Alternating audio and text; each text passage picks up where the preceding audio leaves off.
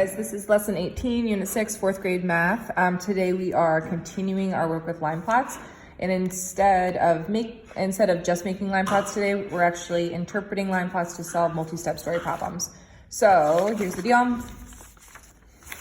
Here's my work from this problem type, and you'll notice it aligns pretty heavily with the work you saw from the day before. So today our TTED is, I can use data from my line plot to solve multi-step problems by ask myself, what is the problem or problems? What are my knowns and unknowns within my problem? And what unknown information do I need from my line plot in order to solve? And so this is the interpret right here. That is crucial. So you'll notice here, I started with first, what are the problems, or what is the problem or problems that are from the actual question itself? The question is, what's the difference between the tallest and the shortest player?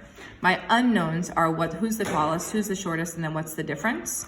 Then, what's the unknown information I need from my line plot? I need to go to my line plot to identify the tallest. I need to go to my line plot to identify the shortest. And then, and only then, can I solve, because that gives me the access point to actually solving the problem type.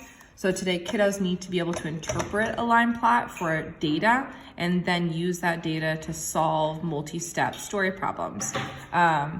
Kids are also going to need to create line plots later on in the lesson. So you need to think through, based on this opening problem, what the biggest gap you see for kids is in the solving. If they are having a really hard time interpreting graphs, having them make graphs is not going to be the close the gap moment.